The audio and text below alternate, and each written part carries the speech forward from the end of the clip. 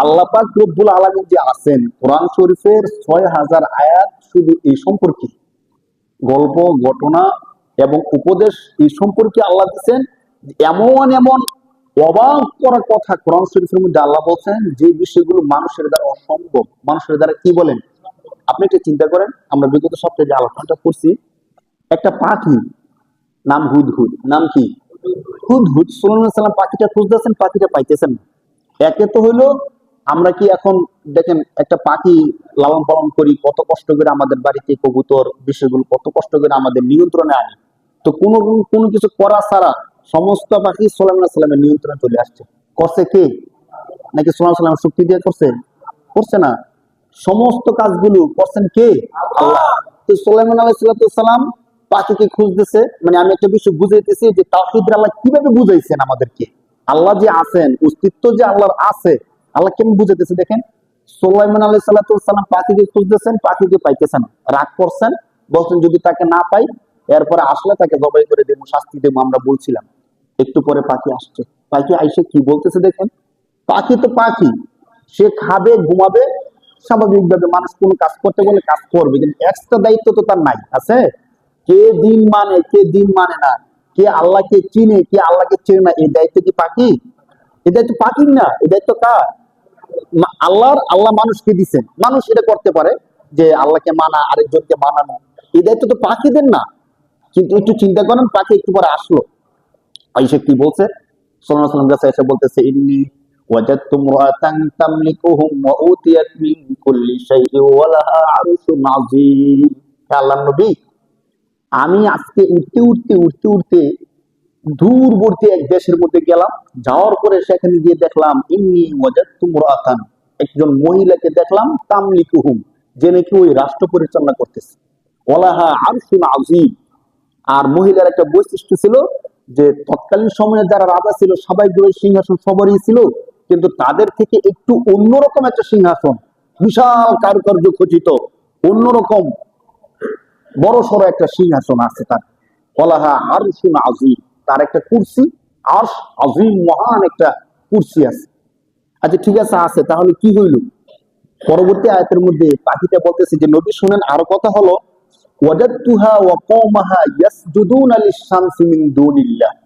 আমি ওই রানীকে এবং তার জাতিকে দেখলাম, তারা আল্লাহকে ছাড়া সূর্যকে পূজা করতেছে, সূর্যকে সেজদা করতেছে। বলেন নাউজুবিল্লাহ। এই কথা কি মানুষ বলতেছে না পাখি বলতেছে? পাখি বলতেছে। অথচ পাখির কি দিনের দাওয়াত দেওয়া, আল্লাহর কথা বলা পাখির দায়িত্ব ছিল? ছিল না। আল্লাহ বুঝাইতে চাইতেছেন যে দেখো, আমি আল্লাহ যে আছি, আমার অস্তিত্বের প্রমাণ, এটা একটা প্রমাণ। অনেকগুলো প্রমাণের মধ্যে একটা কি প্রমাণ? নয়তো একটা পাখি এসে বলতেছে যে নবী, আমি একটা মহিলা দেখে এসি, সে রাজত্ব করতেছে, সে আল্লাহর ইবাদত না করে কার পূজা করতেছে? সূর্যের পূজা করতেছে। বলতেছে যে ওয়াজাদতুহা ওয়া কওমাহা ইয়াসজুদুনা লিশ-শামসি। শামসুন অর্থ সূর্য, শামসুন অর্থ কি? ইয়াসজুদুনা, সাজাদা, ইয়াসজুদু অর্থ সিজদা করা। তো আমি দেখে আসলাম, সে এবং তার কওমের গোত্রের লোক যারা আছে সবাই কাকে সিজদা করতেছে? সূর্যের সিজদা করতেছে। আল্লাহর নবী, আমি দেখে আমার কাছে অনেক খারাপ লাগছে। আমি এই সংবাদ আপনার কাছে নিয়ে আসছি। ইয়াসজুদুনা লিশ-শামসি মিন দুনিল্লাহ, আল্লাহকে ছাড়া তারা সূর্যের ইবাদত করতেছে। শুধু এতটুক না, শয়তান তাদের আমলকে সজ্জিত করে রাখছে, যার কারণে তারা আল্লাহকে চিনতেছে না। তো দেখেন, একটা পাখি ওই জাতি কি কাজ করে না কাজ করে, এই বিষয়টা বুঝার ক্ষমতা দিচ্ছেন কে? এটা কি আল্লাহর অস্তিত্বের প্রমাণ কি প্রমাণ না? বলেন। পাখি কিভাবে বুঝলো যে তারা আল্লাহর ইবাদত না করে সূর্যের ইবাদত করতেছে? আবার এই কথা সুলাইমান আলাইহিস সালাম কাছে আইসা সুন্দর করে বলতেছে। এরপরে আল্লাহ পাক রব্বুল আলামিন যতগুলো ঘটনা বলছে, প্রত্যেকটা ঘটনার মধ্যে আল্লাহ চমৎকার একটা শিক্ষা রাখছেন। এমন না, আমরা তো ধরেন কারো কাছে কোনো একটা গল্প বললে, কোনো একটা ঘটনা বললে স্বাভাবিক একটু হাসি মজাক করার জন্য বলি, বা একটু দিলের খোরাক হিসাবে সময় কাটানোর জন্য বলি। কিন্তু অবাক করা বিষয় হলো, আল্লাহ পাক কোরআন শরীফের ৬০০০ আয়াতের মধ্যে যতগুলো ঘটনা গল্প বলছেন, প্রত্যেকটা গল্পের মধ্যে আমাদের জন্য চমৎকার চমৎকার শিক্ষা রাখছেন। সুবহানাল্লাহ। যেন আমরা বুঝতে পারি যে আমরা শুধু শুনছি আল্লাহ আছে আর মানছি আল্লাহ আছে, এমন না, সত্যিকার অর্থে আল্লাহ তাআলার অস্তিত্ব আছে। বলেন সুবহান।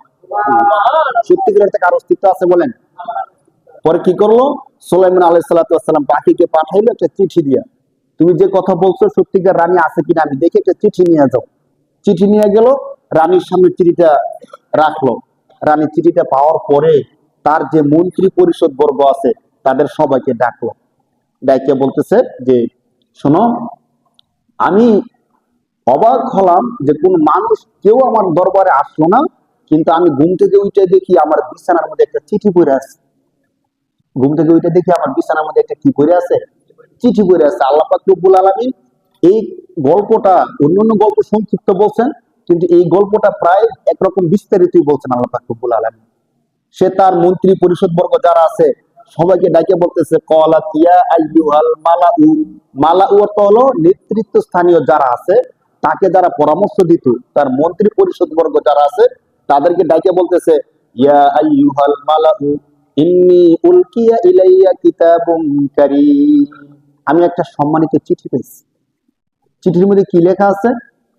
রানী নিজে বলতেছে ক্বালাত ইন্নাহু মিন সুলাইমানা ওয়া ইন্নাহু বিসমিল্লাহির রহমানির রহিম। চিঠির মধ্যে লেখা আছে, তাহলে চিঠি লেখছেন কে? সুলাইমান আলাইহিস সালাম। চিঠি কে লেখছেন বলেন? সুলাইমান আলাইহিস সালাম চিঠি যে লেখছেন, লেখাপড়া জানতেন নাকি জানতেন না? মানে এর দ্বারা কি প্রমাণ হয়? সুলাইমান আলাইহিস সালাম লেখাপড়া যদি না জানতেন চিঠি লিখতে পারতেন? আর আল্লাহ নিজে বলতেছেন যে সুলাইমান আলাইহিস সালাম একটা চিঠি লিখছেন, চিঠি লিখে পাঠাইছেন। তো চিঠি যদি লিখতে হয় লেখাপড়া জানতে হয় কি হয় না? তো লেখাপড়া যদি জানতে হয় তখনকার সময়ও লেখাপড়া ছিল কি ছিল না?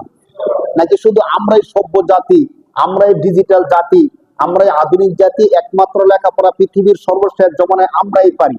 মনে হয় যে নবীর আগের জমানার কেউ লেখাপড়া পারছেও না, শিখছেও না, করছেও না। অথচ কোরআন হাদিসের শিক্ষা, ইসলামী শিক্ষা পৃথিবীর শুরু থেকেই ছিল। সুবহানাল্লাহ। এর প্রমাণ করে যে কোরআন হাদিসের শিক্ষা, ইসলামী শিক্ষা, জ্ঞান পৃথিবীর শুরু থেকেই কি আল্লাহ পাক রব্বুল আলামিন দিয়ে দিয়েছেন। এর আরেকটা তো স্পষ্ট প্রমাণই আছে। আল্লাহ পাক রব্বুল আলামিন আদম আলাইহিস সালামকে সৃষ্টি করার পরে ফেরেশতাদের সাথে একটা কম্পেয়ার করলেন। সমস্ত ফেরেশতাদেরকে ডাইকে বললেন, তোমরা এই এই বিষয়ের নামগুলো বলো তো দেখি। তারা বলল যে আল্লাহ, আমরা তো এগুলো জানি না, আমরা পারি না এগুলো। আপনি আমাদেরকে যা শিখান তাই জানি, এছাড়া কিচ্ছু জানি না। আদম আলাইহিস সালামকে ডাকলেন, وعلم آدم الأسماء كلها ثم عرضهم على الملائكة فقال أنبئوني بأسماء هؤلاء। আল্লাহ তাআলা বললেন যে আসো, তাদের সামনে তুমি সবগুলো নাম বলো। আদম আলাইহিস সালাম শুধু বস্তুগুলোর নাম বলছে এমন না। তাফসীরের মধ্যে আসছে পৃথিবীর শুরু থেকে শেষ পর্যন্ত যতগুলো বস্তু আল্লাহ পৃথিবীর মধ্যে পাঠাইবেন, এখন যে আমরা বলি চাল, ডাল, আদা, ময়দা, রসুন, যা কিছু আছে সবগুলো বস্তুর নাম তো বলছেন। কোন বিষয় দিয়ে কি করা হবে, কোনটার উপকারিতা কি, কোনটার ক্ষতি কি, ওই সব কিছু সহ আদম আলাইহিস সালাম বলে দিয়েছেন। সুবহানাল্লাহ। তো এই বিষয়গুলো শিক্ষার অংশ কি অংশ না? এগুলো তো আমরা শিখি বইয়ের মধ্যে, স্কুলে গিয়ে এই তো শিখি আমরা না, এই নাম কি, কোন দেশের নাম কি, কোন দেশের পতাকা কি, এই কি ওই কি। তো দেখেন, শিক্ষা মূলত সরাসরি আল্লাহ পাক আদম আলাইহিস সালামকে দিয়েছেন। আদম আলাইহিস সালাম পৃথিবীতে আসার পরে তার সন্তানদেরকে দিয়েছেন। বলেন সুবহানাল্লাহ। আমাদের ইতিহাস একদম মানব জাতির শুরু থেকে ইতিহাস। আর যারা মনে করে যে মধ্যযুগীয় বলতে একটা যুগ ছিল, মানুষ অনেকে দেখবেন বলবে যে এখন আমরা সভ্য জাতি হয়েছি, শিক্ষিত জাতি হয়েছি। একটা সময় ছিল, মাঝখানে একটা যুগ ছিল, যে যুগে মানুষের শিক্ষা দীক্ষা কোনো ছিল না। সব মানুষ থাকতো জঙ্গলে। সব মানুষ কোথায় থাকতো? জঙ্গলে থাকতো, প্রাণী হত্যা করে খাইতো, পোশাক বলতে কোনো কিছু ছিল না। তো আস্তে আস্তে আস্তে আস্তে কিভাবে কিভাবে মানুষ সভ্য হয়েছে, পোশাক পরিধান করছে, শিক্ষা দীক্ষা হয়েছে। এখন আপনি যদি বলেন যে কিভাবে কিভাবে হয়েছে, তাহলে আপনি বলেন শিক্ষাটা প্রথম পৃথিবীর মধ্যে কে নিয়ে আসছে? যে নাকি ওয়ানে পড়ছে, তো কেউ না কেউ ওয়ানের বিষয়গুলো মানে প্রথম ক্লাসের পড়ালেখাগুলো চালু করতে হয়েছে না? এরপরে দ্বিতীয় ক্লাস, এরপরে তৃতীয় ক্লাস, প্রথমে তো মাস্টার্সের ক্লাস চালু করে নাই না। এমন তো না যে প্রথম পৃথিবীর মধ্যে একজন ব্যক্তি মাস্টার্সের ক্লাস চালু করছে, এরপরে ওয়ান, এরপরে দ্বিতীয়, এমন হয়েছে? নিশ্চিত প্রথম থেকে শুরু করছে, 1 2 3 4 5। তারা কিন্তু ইতিহাস বলতে গেলে অনেক কষ্ট হয়ে যায়। কিন্তু আমাদের ইসলামী শিক্ষার যে ইতিহাস, স্বয়ং আল্লাহ পাক রব্বুল আলামিন আদম আলাইহিস সালামকে শিখিয়েছে। বলেন সুবহানাল্লাহ। সুলাইমান সালাম চিঠি লিখলেন। রানী বিলকিস তার মন্ত্রীদেরকে বললেন, আমার কাছে চিঠি আসছে, চিঠির মধ্যে কি লিখছে, ইন্নাহু মিন সুলাইমান ওয়া ইন্নাহু বিসমিল্লাহির রহমানির রহিম, সুলাইমানের পক্ষ থেকে, পরম করুণাময় রবের পক্ষ থেকে তোমার কাছে চিঠি লিখলাম।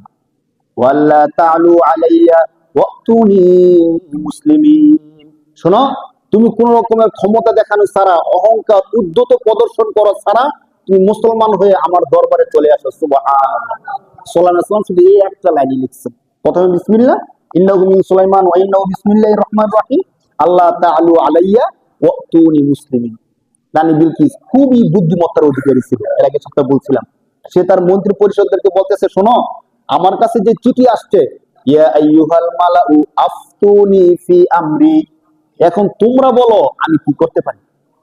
আমি তো তোমাদেরকে চিঠি পড়ে শোনাইলাম, চিঠির মধ্যে বলছে আমরা যেন তার আনুগত্য স্বীকার করে তার কাছে যাই, এখন আমরা কি করতে পারি।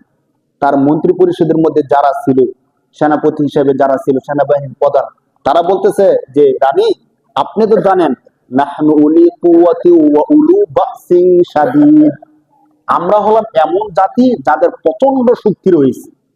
উলু বাসিন শাদীদ, বাসুন মানে ক্ষমতা, শক্তি, শাদীদ মানে প্রচুর, প্রচন্ড। আপনি জানেন যে আমাদের প্রচন্ড ক্ষমতা আছে, শক্তি আছে, আক্রমণ করার মতো, আক্রমণ প্রতিরোধ করার মতো প্রচুর ক্ষমতা আমাদের আছে। এরপরও আপনি আমাদেরকে যে আদেশ করবেন আমরা সেই আদেশে কি করব, মানব। তিনি বললেন, ঠিক আছে, প্রথমে আমরা আক্রমণের দিকে না যাই, দেখি তার কাছে কিছু দুনিয়াবি টাকা পয়সা ধন সম্পদ পাঠাই। সে যদি দুনিয়ার কোন লোভী ব্যবসা হয়, তো টাকা পয়সা পাইয়ে সে কি হয়ে যাবে, শান্ত হয়ে যাবে, আমাদেরকে ডিস্টার্ব করবে না। রানী বিলকিস তার সেনাবাহিনীর মাধ্যমে অনেক টাকা পয়সা, স্বর্ণ গয়না, সম্পদ, মূল্যবান অনেক সম্পদ সুলাইমান আলাইহিস সালামের কাছে পাঠাইছে। সুলাইমান আলাইহিস সালাম যখন এই সম্পদগুলো দেখছে, কি বলছে দেখেন কোরআন শরীফে, আল্লাহ পাক রব্বুল আলামিন বলতেছেন, ফালাম্মা জা সুলাইমানা, যখন এই সম্পদ নিয়ে সুলাইমান আলাইহিস সালামের কাছে আসলো, তখন সুলাইমান আলাইহিস সালাম বলতেছে, ক্বালা আতুমিদ্দুনানি বিমাল, তোমরা কি মাল দেওয়ার মাধ্যমে আমাকে তোমরা তোমাদের আনুগত্য করার চেষ্টা করতেছো, মানে আমাকে তোমাদের দিকে টানার চেষ্টা করতেছো। তোমরা মনে রাখো, ফামা আতানিয়াল্লাহু খায়রুম মিম্মা আতাকুম, তোমরা যত সম্পদ দিবা এই সব সম্পদ থেকে আরো হাজার কোটি গুণ সম্পদ আমার রব আমাকে দিয়ে রাখছে। সুবহানাল্লাহ। কারণ তোমরা টাকা পয়সা স্বর্ণ গয়নাতে দিবা, আল্লাহ পাক রব্বুল আলামিন পৃথিবীর সমস্ত ক্ষমতা আমাকে দিয়ে রাখছে। সুবহানাল্লাহ। জিনদেরকে তিনি যখন ইচ্ছা যে কোনো কাজ করাইতে পারতেন। তাফসীরের মধ্যে আসছে, তিনি যখন বাইতুল মুকাদ্দাস তৈরি করতেছিলেন, তিনি চাইলেন পৃথিবীর সবচেয়ে মূল্যবান ধাতু দিয়া তিনি বাইতুল মুকাদ্দাসটা বানাইবেন। তখন পৃথিবীর মধ্যে কোন প্রান্তের মধ্যে হীরা জহরত মণিমুক্তা আছে ওইগুলো আনতেছেন। তিনি সন্ধান পাইছেন যে সাগরের তলদেশে অনেক দামি দামি বস্তু আছে। তিনি জিনদেরকে আদেশ করছেন, যাও সাগরের তলদেশে কোথায় কোন মূল্যবান সম্পদ আছে ওইগুলো নিয়ে আসো, শ্বেত পাথর থেকে যা আছে সবকিছু নিয়ে আসো, আইনা কি করো, বাইতুল মুকাদ্দাস তৈরি করো। তো ওনাকে টাকা পয়সা দিয়া দমানো যাবে বলেন, দমানো যায়নি। যখন রানী বিলকিস দেখছে যে না, উনি দমানোর পাত্র না, টাকা পয়সা কোনো কিছু গ্রহণ করে নাই, যা কিছু দিচ্ছে সবকিছু ফেরত পাঠাই দিছে, তখন রানী বিলকিস, কোরআন শরীফের আয়াতের মধ্যে আসছে, তিনি রওনা দিচ্ছেন সুলাইমান আলাইহিস সালামের কাছে আসবেন। আপনাদের মনে আছে কিনা, যখন হুদহুদ পাখি সুলাইমান আলাইহিস সালামকে রানী বিলকিসের কথা বলতেছিল, একটা কথা পরে একটা কথা বলছিল যে সে অনেক ক্ষমতার অধিকারী, কিন্তু তার একটা বিশাল মহান একটা সিংহাসন আছে। তো সুলাইমান আলাইহিস সালাম চিন্তা করলো, সে তো আমার দরবারে আসতেছে, তার যে সিংহাসনটা আছে, মানে আনকমন একটা কাজ করতে চেষ্টা করতেছিল, সে আমার কাছে আসুক, আমি এমন একটা কাজ করব যে কাজটা দেখে রানী বিলকিস অবাক হয়ে যাবে, এটা কি করে সম্ভব হইল। তখন সুলাইমান আলাইহিস সালাম চিন্তা করলো যে তার যে সিংহাসনটা আছে, এটা তো ধরেন 7টা ভবন শেষ করে গোপন কামরার মধ্যে তার সিংহাসনটা, যেখানে কোনো মানুষ পৌঁছানোর কোনো ক্ষমতা নাই, এমন কঠোর প্রহরায় থাকতো তার সিংহাসন। তো সুলাইমান আলাইহিস সালাম চিন্তা করলেন যে তার সিংহাসনটা সরাসরি আমার সামনে নিয়ে আসে।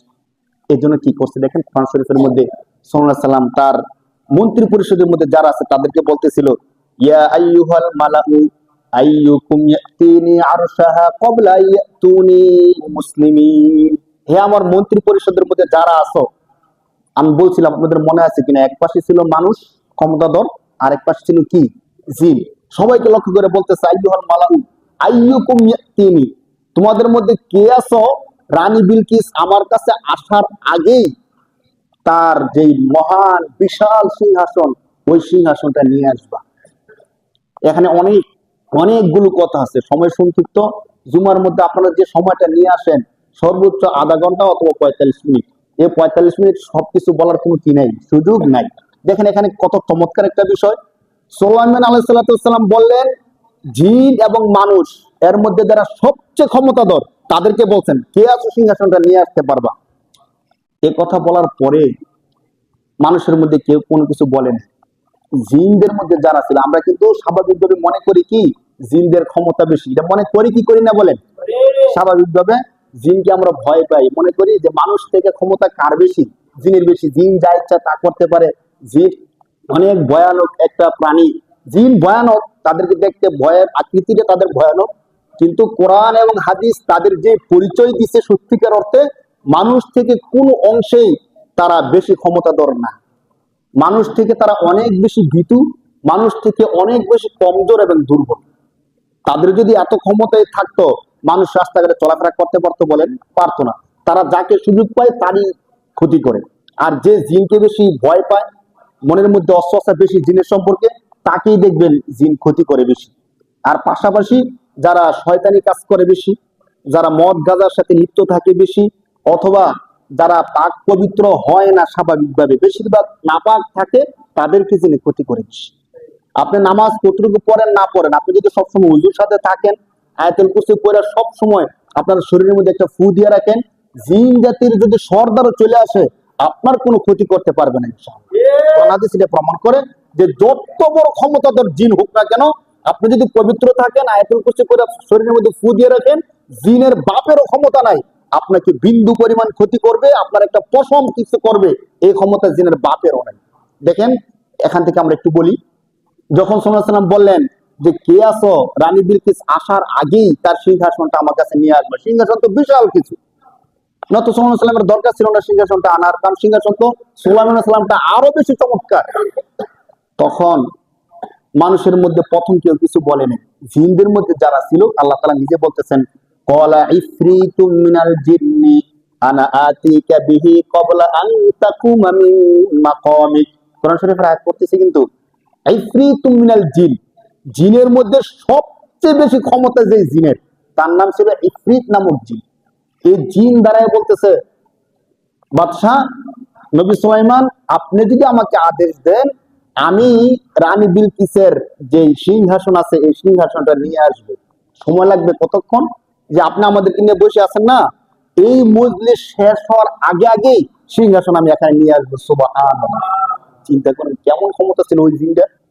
ইফরিতুম মিনাল জিন্নি আনা আতিকা বিহি, আমি নিজে এই সিংহাসনটা নিয়ে আসবো ক্বাবলা আন তাকুমা মিন মাকামিক, আপনি যেখানে বসে আছেন এখান থেকে উঠার পূর্বেই আমি সিংহাসন নিয়ে আসবো। সাল্লাল্লাহু আলাইহি ওয়াসাল্লাম চুপ করে থাকলেন, কিছু বললেন না। কোরআন শরীফের পরে আয়াতটা দেখেন কত অবাক করা বিষয়। এখন এই যে কথাটা বলছে বলছে কাদের পক্ষ থেকে বলছে?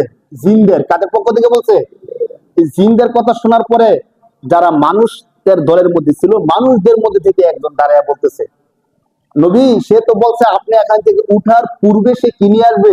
সিংহাসন নিয়ে আসবে। আমি কোন আয়াতে সরাসরি পড়ি, قال الذي عنده علم من الكتاب انا آتيك به قبل ان يرتد اليك طرفك। সুবহানাল্লাহ। মানুষের মধ্যে যারা ক্ষমতাশীল ছিল, সাল্লাল্লাহু আলাইহি ওয়াসাল্লামের কাছাকাছি ছিল, তাদের মধ্যে থেকে একজন দাঁড়ায় বলতেছে, নামটা কোরআনে আল্লাহ দেয়নি, তাদের মধ্যে থেকে একজন দাঁড়ায় বলতেছে নবী জিনের সর্দার তো বলছে আপনি এখান থেকে উঠার পূর্বে সে সিংহাসন নিয়ে আসবে, আপনি আমাকে আদেশ করেন আমি এত দ্রুত সিংহাসন নিয়ে আসবো আপনার চোখের পাতা একবার শুধু নামবে আর উঠবে, যতক্ষণ সময় লাগে এর থেকে আরো কম সময়ে আমি সিংহাসন নিয়ে আসবো। সুবহানাল্লাহ। এ কথা বলবো, বলার পরে সাল্লাল্লাহু আলাইহি ওয়াসাল্লাম আদেশ করবো, অনেক সময়ের দরকার না, ঠিক আছে আমি তোমাকে আদেশ করলাম তুমি নিয়ে আসো, আর দরকার পড়ে নেই।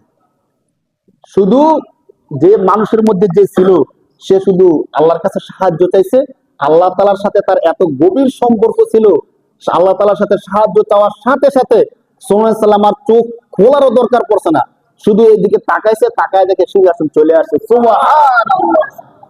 ক্ষমতা কার বেশি প্রমাণিত হইলো বলেন? মানুষের ক্ষমতা কার বেশি প্রমাণিত হইলো?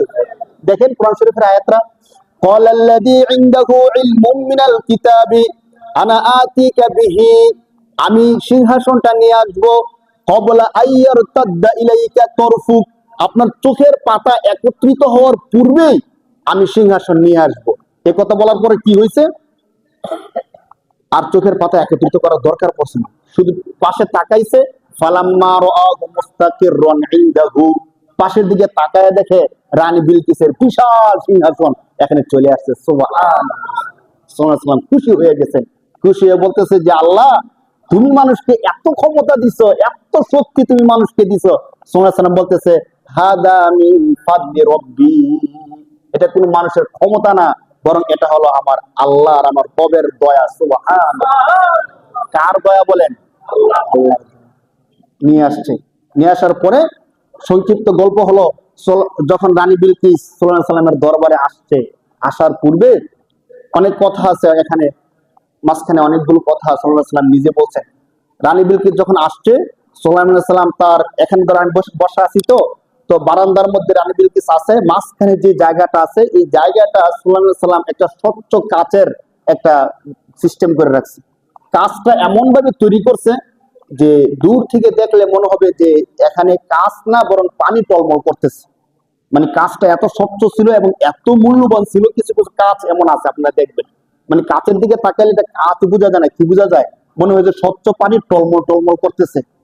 তো রানী বিলকিস সে যখন আসছে, আসার পরে সে মনে করছে এটা একটা পুকুর হবে, হয়তো নবী শখ কইরা তার সিংহাসনের সামনে কি বানাইছে? পুকুর বানাইছে। পুকুর অতিক্রম করে তার কাছে যেতে হয়। তখন রানী বিলকিস সামনে এসে দাঁড়ায় গেছে, কি করব? পুকুরে তো নামতে হবে, নামার তো কোনো সুযোগ নাই। মানুষ সে কিভাবে পুকুরের মধ্যে নামবে? সে আসতেছিল না। কোরআন শরীফে আল্লাহ পাক রব্বুল আলামিন এই গল্প তুলে ধরছেন। কিলা লাহা দুখুলিস সরহ ফালাম্মা রাআতুহু হাসিবাতহু লুজ্জাতান ওয়া কাশাফাত আন সাকাইহা, রানী বিলকিস পুকুরের মধ্যে নামার জন্য আসতে তো হবে। সে মনে করতেছিল পানি স্বল্প, অল্প পানি মনে হয় এই পানি দিয়ে হেঁটে হেঁটে সুলাইমানের কাছে যাওয়া যাবে।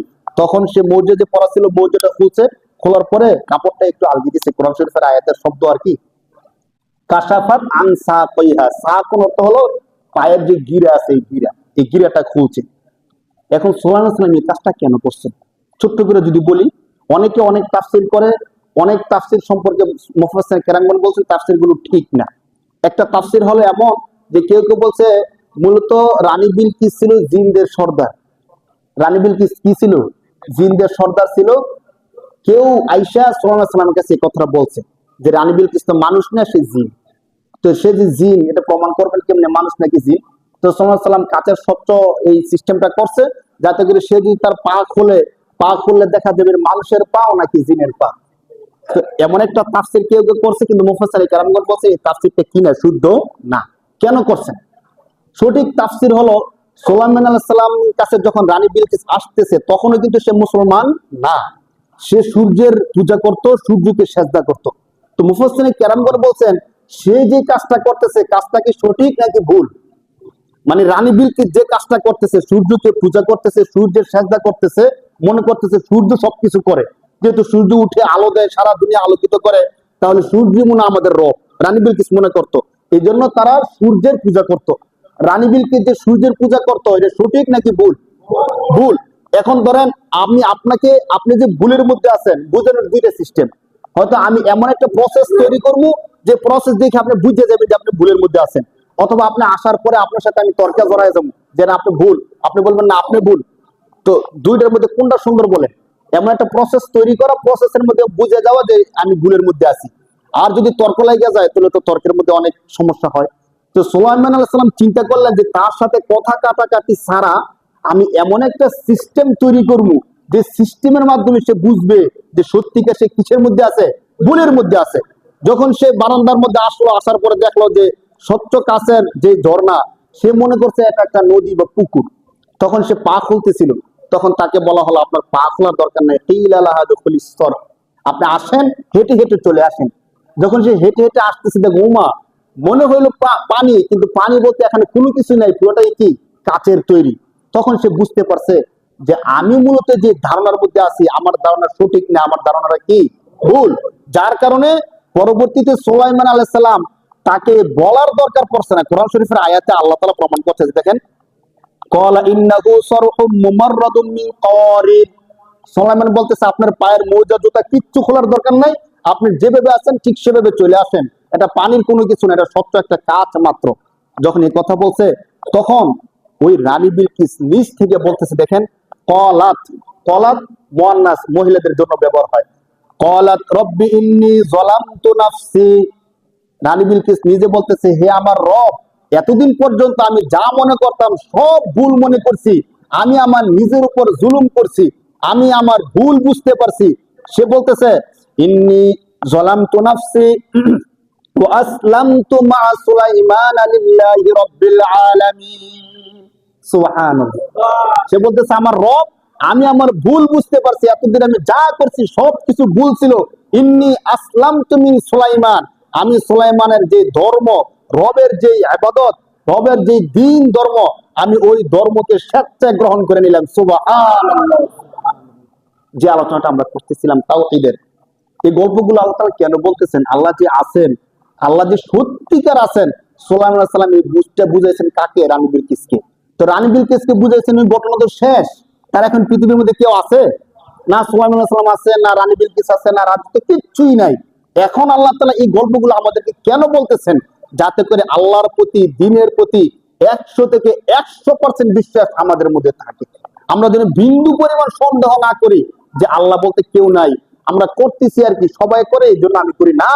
আল্লাহ বলতেছে এমন না, এটা হিন্দু ধর্ম না, বৌদ্ধ না, খ্রিস্টান না, যে সবাই করে তুমি করতেছ। শোনো, তোমার রব আছে, এর প্রমাণ একটা না, হাজার হাজার কোটি কোটি প্রমাণ রয়েছে যে তোমার রবের অস্তিত্ব আছে। বলেন সুবহানাল্লাহ।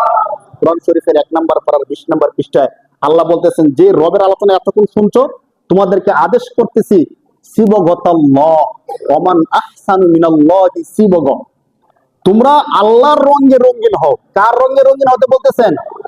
আল্লাহ সবকিছু বাদ দিয়ে রঙের কথা কেন বলছেন? তাফসিরে জালালাইনের মধ্যে মুফাসসিরে কেরামগণ ধরছেন যে আল্লাহ রঙের কথা এই জন্য বলছেন, কোন একটা কাপড় তৈরি করার পরে এই কাপড়কে যখন আমরা রং দেই, কাপড়ের প্রতিটা সুতায় সুতায় রংগুলো পৌঁছা যায়, ঠিক কিনা? ঠিক। রং দিলে কাপড়ের প্রতিটা সুতায় সুতায় এই রং পৌঁছে যায়। তো আল্লাহ তাআলা বলতেছে, আমি আল্লাহর রঙে রঙিন হও। সিবগাতাল্লাহ, আল্লাহ তাআলার রং। ওমান আহসানু মিনাল্লাহি সিবগ, আল্লাহর রঙের থেকে কার রং সুন্দর হতে পারে? এই কথা বলতেছেন কে? সূরা বাকারার 1 নম্বর পারার 20 নম্বর পৃষ্ঠার মাঝের আয়াতে আল্লাহ বলতেছেন, আল্লাহর রং থেকে কার রং সুন্দর হইতে পারে? তোমরা যদি রঙিন হতে চাও তাহলে কার রঙে রঙিন হও? আমরা কি করতেছি দেখেন, এখনকার ছোট্ট করে যদি বলে ফেলি, সামনে যে খেলাধুলা ইত্যাদি নিয়ে আমরা, আমাদের যুবকরা, বৃদ্ধরা পর্যন্ত এত মাতামাতি করব, যারা খ্রিস্টান, যারা ইহুদি, তারা তাদের ফুটবল, ক্রিকেট ইত্যাদি খেলা নিয়ে ব্যস্ত থাকবে, তাদের থেকে আমরা বেশি ব্যস্ত থাকবো, ঠিক কিনা বলেন? খেলা হয় আপনার কোন পাশ্চাত্যের মধ্যে, ইউএস এর মধ্যে, মানুষ মরে আমাদের বাংলাদেশে মরে কি মরে না বলেন? প্রতি বিশ্বকাপ শেষ হওয়ার পরে নিজের সাপোর্টকৃত দল যদি না জিতে, কিছু মানুষ আত্মহত্যা করে, ঝগড়াঝাটি করে মারামারি কাটাকাটি সৃষ্টি হয়। 2022 সালে একটা প্রতিবেদন আসছে, ওই বছর, শুধুমাত্র ওই বছর বিশ্বকাপ ফুটবল শেষ হওয়ার পরে নিজের দল না জিতার কারণে 22 জন মানুষ আত্মহত্যা করছে। বলেন নাউজুবিল্লাহ। 45 জন মানুষ হাসপাতালের মধ্যে চলে গেছে, শুধুমাত্র নিজের সাপোর্টকৃত দেশের পতাকা টাঙ্গানোর জন্য। অনেক মানুষ ছাদ থেকে পইরা কারেন্টের শর্ট খাইয়া মরে কি মরে না প্রতি বছর? বলেন কি কাজ আমরা করতেছি? আল্লাহ বলতেছে কার রঙে রঙিন হইতো? আল্লাহর রঙে। আর আমি কি করতেছি? আমি যেহেতু আর্জেন্টিনা সাপোর্ট করি, এই জন্য আর্জেন্টিনার পোশাক আমার গায়ের মধ্যে। বলেন নাউজুবিল্লাহ। আর্জেন্টিনার খেলোয়াড় যেভাবে চুলকাছে আমি সেভাবে চুলকাছি, সে যা বলে আমি তা বলি, সে যা খায় আমি তা খাওয়ার চেষ্টা করি। আরে ভাই, আমি তো মুসলমান। এখন আমি, আল্লাহ বলছে আল্লাহর রঙে রঙিন হতে, আমি সেইটা না কইরা আমি কার রঙে রঙিন হলাম বলেন? খ্রিস্টানের রঙে রঙিন হলাম। আমাদের রাসূলুল্লাহ বলতেছেন, আল মারউ মা মান আহাব্বা, হাসরের ময়দানে যে যাকে ভালোবাসবে সে তার সাথে থাকবে। বলেন নাউজুবিল্লাহ। এখন আমি যদি ওই খ্রিস্টান খেলোয়াড়কে ভালোবাসলাম, অনেকে কিন্তু বিষয়টা মনে করে কি ছোট্ট একটা বিষয়, এটা ওদের খেলা নিয়ে বলার কি আছে, একটা বিনোদনের জিনিস, সবাই দেখে, দেখবি, স্বাভাবিক। ভাই, এটা ছোট্ট বিষয় আর নাই। যদি ছোট্ট বিষয় থাকতো তাহলে বিশ্বকাপ শেষ হওয়ার পরে মানুষগুলো মারা যায় কেন? একটা মানুষের জীবন কি এত সহজ, এত ছোট্ট? মানুষটা কেন মারা গেল বলেন? নিশ্চিত সে খেলার মধ্যে সবচেয়ে বেশি সিরিয়াস। ইসলাম নিয়ে সে এত বেশি সিরিয়াস না, সে খেলা নিয়ে যতটা বেশি সিরিয়াস। যে মারা গেছে সে আমাদের কারো সন্তান না? বলেন বলেন, যে আত্মহত্যা করতেছে সে আমাদের কারো সন্তান না? যে ফ্ল্যাগ পতাকা টাঙাতে গিয়ে মারা গেছে সে আমাদের কেউ না? কেউ না? তাহলে আমরা যদি সচেতন না হই আমাদের অবস্থাটা কি হবে? আল্লাহ না করুক আমি যদি খ্রিস্টান খেলোয়াড়কে সমর্থন করা অবস্থায় মারা যাই, আমার হাসন নাসর কি হবে? আমার নামাজ, আমার কালিমা, আমার ইমান তখন কি দাম দিবে বলেন? আমি ইমান আছে, আমি নামাজ পড়ি, সবকিছু করি, আবার খেলোয়াড়দেরকে সাপোর্ট করি, তাদের গেঞ্জি পোশাক আমি গায়ের মধ্যে পরে রাখছি, তাদের পতাকা আমার ছাদের মধ্যে টানায় রাখছি, অনেকে গর্ব মনে করে যে আমার সাপোর্টকৃত দেশের পতাকা এত বড় হবে, অন্য কেউ এত বড় পতাকা টাঙ্গাতে পারবে না। আপনি যে টাকা খরচ করছেন পতাকা কেনার জন্য, আপনি যে কষ্ট করছেন, শ্রম দিচ্ছেন, সব কিছুর মধ্যে কবিরা গুনাহ করছেন, মরার সাথে সাথে জাহান্নাম, বলেন নাউজুবিল্লাহ। ওই যে আলমার উমা মান আহাব্বা, যে যাকে ভালোবাসে হাসরের দিন সে তার সাথে থাকবে। যদি যারা খ্রিস্টান খেলোয়াড় আছে, আর্জেন্টিনা, ব্রাজিল বলেন, তারা কি মুসলমান না খ্রিস্টান? আমরা স্বাভাবিকভাবে শরিয়া অনুযায়ী তারা জান্নাতি না জাহান্নামী? মানে হাসরের দিন যদি আমি তাদের সাথে জাহান্নামে যাই, আমার নামাজ, আমার রোজা কোনো কাজে দিবে বলেন? এই জন্য আসলে আমরা সতর্ক হই, বিনোদন স্বাভাবিকটা স্বাভাবিকের মধ্যে রাখি, যেন কেউ আত্মহত্যা করবে এমন পর্যায়ে না যায়। আমাদের সন্তানদেরকে বোঝানোর চেষ্টা করি আমি মুমিন, আমি মুসলমান, আমার ইমানের, আমার জীবনের অনেক মূল্য, ঠিক কিনা বলেন? সাধারণ একটা খেলার জন্য, ওই কোন বিদেশি খেলোয়াড়দের জন্য আমার জীবনটা যেন আমি নষ্ট করে না ফেলি ভাই। আল্লাহ তাআলা আমাদের সবাইকে বুঝার তৌফিক দান করে বলি আমিন। ইমানের উপর থেকে তাওহীদ, আল্লাহকে বিশ্বাস করে আমরা যেন আল্লাহর সামনে উপস্থিত হতে পারি। আল্লাহ তাআলা আমাদের সবাইকে যেন ইমানের সাথে কবুল করে বলি আল্লাহুম্মা আমিন।